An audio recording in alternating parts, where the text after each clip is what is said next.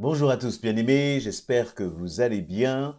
Je voudrais partager quelques pensées avec vous sur peut-être plusieurs sessions, plusieurs vidéos sur notre caractère. C'était pas facile le caractère. Je crois que, en tout cas en ce qui me concerne, mon caractère est euh, mon principal ennemi. C'est une force, mais je crois que notre caractère devient une force lorsqu'il est façonné par Dieu, lorsqu'il est corrigé par le Seigneur. C'est notre caractère, j'ai un peu l'image de comme une sorte de diamant un peu brut, mais qui a été influencé, façonné par les expériences du passé, nos échecs, mais aussi nos réussites. Et parfois, dans notre caractère, il y a des choses qui nous-mêmes, avec lesquelles on n'est pas satisfait et qu'on voudrait arriver à changer, et ce n'est pas évident. Par nous-mêmes, c'est très difficile, voire même impossible. Je ne sais pas si on est capable, on peut changer vraiment son caractère, on est ce qu'on est. Mais en Jésus-Christ, ce qui est intéressant, c'est que nous sommes une nouvelle créature. Même si parfois il y a toujours un petit fond qui reste, mais le Seigneur, je crois que le Saint-Esprit est vraiment capable de prendre autorité et de nous transformer, de nous façonner. En tout cas, moi, c'est mon espérance et le désir de mon cœur, mais c'est aussi ce que je vis. Il y a des choses que je vis qui ne ressemblent pas du tout au Eddie que j'étais avant d'avoir rencontré Jésus-Christ. Et c'est dans ce sens-là que je voudrais partager, comme je le disais en introduction, quelques vidéos avec vous, quelques pensées sur la dimension du caractère. Et peut-être que l'on pourrait s'appuyer sur le verset de Galates 5, 22. Je vous propose qu'on utilise ce verset pour justement voir quelques pensées autour de cette notion du caractère. Donc Galates 5, 22 qui nous parle du fruit de l'esprit. Il nous dit ceci: le fruit de l'esprit, c'est l'amour, la joie, la paix, la patience, l'amabilité, la bonté, la fidélité, la douceur et la maîtrise de soi. Il y a donc un fruit de l'esprit avec, comme je dirais, moi j'aime bien l'imager de cette façon, avec 9 portions, vous savez, comme une mandarine ou une orange, avec 9 quartiers d'orange. Amour, joie, paix, patience, amabilité, bonté, fidélité, douceur, maîtrise de soi. Et ça se termine par la loi ne condamne certes pas de telles choses. Et donc le premier fruit que l'on voit, ou le premier aspect que l'on voit de ce fruit de l'esprit, c'est l'amour. L'amour. Et si je relis cela au caractère, alors encore une fois, c'est une approche que je choisis. Ça ne veut pas dire que, eh bien, dans le fruit de l'esprit, c'est uniquement la notion de caractère qui est abordée, mais je voudrais, voilà, utiliser, lire ce verset-là sous cet angle-là et attirer quelques pensées le plus pratiques possible pour chacun d'entre nous. Et la première chose, c'est l'amour. Et c'est normal que ce soit l'amour qui soit en premier, parce que nous pouvons faire beaucoup de choses, comme il est dit dans 1 Corinthiens 13, sans l'amour, nous sommes comme de l'airain qui résonne. Et donc, tout est une question, tout part de l'amour. Et en même temps, l'amour, c'est ce qu'il y a de plus compliqué, c'est ce qu'il y a de plus sensible, c'est ce qu'il y a de plus galvaudé dans notre société. L'amour, c'est ce qui est piétiné chaque jour. L'amour, lorsque l'on parle de cela, ça peut faire remonter parfois des blessures, tristesse, sentiment de trahison, sentiment d'abandon, de manque affectif. Un père, une mère, un époux, peut-être même dans une relation sentimentale à un moment de ta vie. Ça peut être quelqu'un dans l'église, une autorité spirituelle même, où on s'est senti écrasé, trahi. Et lorsque nous parle d'amour, tout cela ressurgit. Mais face à ce tableau un peu sombre, j'aimerais tout de suite vous dire une chose, c'est que vous et moi, nous sommes aimés de Jésus-Christ. J'aimerais vous dire tout de suite ceci, c'est que l'amour de Jésus-Christ nous suffit. L'amour de Jésus-Christ est suffisamment grand et puissant pour penser toutes ces blessures que j'ai citées là. Et j'en viens maintenant à cette dimension finalement de notre caractère. un caractère qui aime, une personne qui aime l'autre, qui aime son prochain. Et parfois, parce que nous avons justement vécu des choses difficiles dans notre passé, mais aussi peut-être certains ont un caractère, et on le voit, il y a des personnes qui sont beaucoup plus ouvertes vers les autres, qui vont plus manifester de l'amour. Et encore, faisons attention, vous savez, on a eu quelques scandales là dans notre société. Un homme bien connu, je dis cela parce qu'il n'y a pas que des personnes en France qui suivent ces vidéos, mais il y a un homme célèbre, illustre, qui s'appelait l'abbé Pierre, qui a beaucoup œuvré pour les nécessiteux, qui a vraiment tout ce qui était dans la, justement, collecte de fonds pour, à cause de ses convictions, c'est un homme qui était charismatique, qui plaidait la cause des nécessiteux, des pauvres. Il était vraiment un homme respecté. Et on aurait pu dire qu'à travers le cœur de cet homme, l'amour était manifesté. Mais c'était une sorte d'amour en apparence, finalement. Et derrière cela, il y avait des choses qui étaient bien sombres.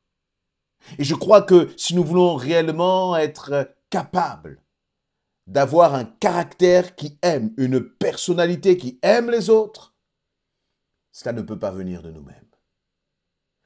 Et pourquoi je suis aussi certain de cela? Eh bien, il nous est parlé là du fruit de l'esprit. C'est-à-dire que c'est l'esprit, le Saint-Esprit, qui produit cet amour en toi, en moi. Le Seigneur ne te demande pas d'aimer l'autre avec tes propres forces, tes propres capacités, avec toutes tes bonnes intentions. Il est nécessaire qu'il y ait de bonnes intentions, bien sûr, parce que le Saint-Esprit ne le fera pas contre notre volonté. Le Saint-Esprit ne va pas te permettre d'aimer l'autre sans que toi tu aies le désir d'aimer l'autre. Donc tout cela part d'une intention, d'une volonté de ta part. Et ensuite, eh bien, c'est le Saint-Esprit qui va accomplir justement, qui va te permettre d'atteindre le but. Tu fixes un objectif. Seigneur, je veux aimer l'autre. Celui qui me fait du mal. Celui qui se comporte de cette façon à mon égard qui me blesse. Celui peut-être qui, Seigneur, que j'ignore totalement parce que il ne fait pas partie des personnes avec qui j'ai beaucoup d'affinité. Mais je veux apprendre à l'aimer. Je veux apprendre à lui manifester de l'amour. Eh bien, c'est toi donc qui fixes l'objectif. Et ayant fixé l'objectif, c'est le Saint-Esprit qui va t'aider à l'atteindre. Et parfois, c'est le fruit de tout un travail, justement, du Saint-Esprit, non pas dans l'autre, mais dans notre cœur, dans mon cœur. La Bible nous dit que dans les derniers temps, les hommes seront égoïstes, fanfarons, amis de l'argent. Égoïstes. Égoïstes, c'est-à-dire des hommes, des femmes centrés sur eux-mêmes. Et pour lequel, eh bien, l'autre n'a pas d'importance, c'est moi en premier. Ce qui compte, c'est moi. C'est ce qui fait d'ailleurs qu'on a tant de mal à vivre en société. Parce que chacun tire la couverture à soi et ne recherche plus l'intérêt commun. Dans l'Église, c'est pareil. Pour qu'une Église soit épanouie, et comment dire, ce qui est important, c'est l'amour. Que dans l'Église, je ne cherche plus mon propre intérêt, mais je cherche l'intérêt de mon frère, de ma sœur, l'intérêt de la communauté. C'est pour cela qu'il est si important que l'Église soit constituée d'hommes et de femmes qui veillent à l'unité. Non pas moi, c'est pas grave, Seigneur, si, eh bien, mon avis n'a pas été pris en compte. C'est pas grave, Seigneur, si ce que j'ai dit n'a pas forcément été écouté, entendu par les autres. C'est pas grave, Seigneur, si les choses ne fonctionnent pas toujours comme moi je voudrais dans l'Église. C'est pas grave. Parfois on dit ce n'est pas grave, mais en réalité c'est grave pour nous au fond de notre cœur. Il y a le pas grave de façade, mais au fond du cœur, on est brisé. Au fond du cœur, on n'est pas content. Au fond du cœur, tu es en train de râler. Tu es en colère même. Et vous voyez, on est parfois peut-être un peu susceptible à cause de ce qu'on a vécu, à cause de notre passé, à cause des expériences précédentes, peut-être parfois aussi à cause de notre orgueil. À cause peut-être du fait qu'on a dit quelque chose, la parole n'a pas été considérée et qu'on se sent à cause de cela, eh bien, comme moins que rien. Et là, il y a le moi qui ressurgit. Et si on dit le fruit de l'esprit, c'est l'amour. C'est-à-dire que finalement, je peux mesurer, entre guillemets, le travail du Saint-Esprit en moi à travers ma façon d'aimer les autres. L'amour, c'est vers les autres. Vous voyez, là, on n'est pas en train de parler de celui qui s'aime soi-même. On n'est pas non, on est en train de parler de l'amour qui est tourné vers les autres. Alors vous allez me dire, eh bien, pasteur, comment peut-on aimer les autres si on ne s'aime pas soi-même? Je sais, c'est classique, mais laissez-moi vous dire que le fruit de l'esprit, lorsqu'il travaille en vous, déjà, il va guérir tout ce qui est en vous, en termes de blessures, de sous-estime de soi, de dépréciation de soi, etc. Le Saint-Esprit fait ce travail. Ce travail d'amour, il le fait. Et puis il y a aussi le travail d'amour à l'égard des autres. À l'égard des autres. Et qui est aussi important.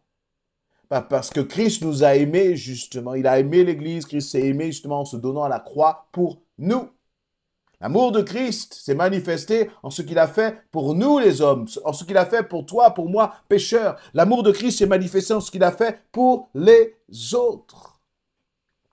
Et je crois que c'est important pour chacun d'entre nous de nous dire, Seigneur, travaille mon caractère dans ce domaine. Ne pas simplement aimer celui qui m'aime, ne pas simplement aimer celui qui est aimable avec moi, mais les aimer tous. Aimer ne veut pas dire être réconcilié avec tous, parce que la réconciliation, ça nécessite une démarche entre deux personnes. Et parfois, toi, tu veux te réconcilier, mais l'autre ne le veut pas. Mais tu peux l'aimer quand même. Aimer ne veut pas dire forcément que tu t'entends avec tous, parce que tu peux être détesté par quelqu'un, mais toi quand même continuer de prier pour lui. Continuer d'intercéder pour cette personne. Continuer vraiment de peut-être même bénir cette personne. C'est surprenant, mais Jésus va nous dire, bénissez même vos ennemis. Et là, tu vas commencer à développer ton amour pour les autres. L'amour, c'est le contraire de l'égoïsme. On peut venir parfois à l'église finalement uniquement pour recevoir et ne jamais rien donner. Uniquement pour prendre ce qui nous convient, ce qui nous plaît, ce qui nous fait du bien. Mais Dieu a mis en toi des choses, des talents, des dons, un sourire, une parole qui peut faire du bien à l'autre. Mais pour relâcher ce sourire, cette parole, cette action, il va falloir que tu aimes l'autre. Et c'est donc, c'est le moteur là, ça va être l'amour pour l'autre. Et à travers ton amour pour l'autre, tu vas pouvoir vaincre tes craintes, tes peurs, tes timidités vis-à-vis des autres. Et dire, Seigneur, j'aime l'autre et ce que tu mets en moi, je veux lui communiquer, je veux lui partager. Je ne veux pas le garder pour moi. Je ne veux pas venir à l'église, Seigneur éternel, uniquement pour mes propres préoccupations. On peut venir à l'église avec nos sujets, nos fardeaux. Et ça ne nous empêche pas d'aimer l'autre, d'avoir une attention pour l'autre. De ne pas filer avant même que le culte soit terminé, eh bien, à peine on a dit Amen, toi tu es déjà parti. Mais dis-moi dans ce cas, à quel moment as-tu l'occasion de manifester de l'amour pour les autres? Est-ce que ton fruit de l'esprit, là, de l'amour, est-ce que c'est un petit pruneau, là, tout desséché, comme un petit raisin tout desséché, ou est-ce que c'est un beau fruit qui est en bonne santé? Vraiment, dans ce fruit-là de l'esprit, dans, j'allais dire, ce premier quartier de fruit qui est l'amour, il y a des libérations, des guérisons, des restaurations profondes pour chacun de nous à vivre. Et je vous assure que lorsqu'on vit l'Église avec amour, lorsque l'on vit une vie d'amour, on est tellement bien. On est en paix, bien-aimé. On est heureux. On est heureux lorsqu'on va au culte. On est heureux lorsqu'on voit des frères et des sœurs. On est heureux lorsqu'on a une réunion Zoom. Même il y a un frère, une sœur, deux, trois sœurs. On est heureux. Pourquoi? Parce qu'on est en connexion avec l'autre et il y a ce puissant, comment dire, ce fruit, il y a cette dimension puissante de l'amour. Pensez à cela. Au tout début, à la création même, de toute éternité, il y a eu le Père, le Fils et le Saint-Esprit. Pas un seul, mais trois qui font un. Et les trois qui s'aiment et qui ne font un. C'est-à-dire que l'amour était là déjà dès le départ. Dans cette dimension de la triunité, il y avait déjà cette dimension d'amour. Dans le livre de la Genèse, il nous dit que Dieu dit, eh bien, faisons l'homme à notre image. Il y avait déjà cette dimension. Mais si le Père était seul, il n'aurait pas pu avoir de l'amour finalement. Parce qu'il y avait Père, Fils et Saint-Esprit. L'amour était déjà là, dès le départ. À nous maintenant de dire, Seigneur, je veux avoir, moi aussi, un caractère rempli d'amour. Et dans ce domaine-là, on n'a jamais atteint le maximum. Il y a toujours du travail à faire. Alors que ce travail, le Seigneur puisse le faire en chacun de nous. Amen.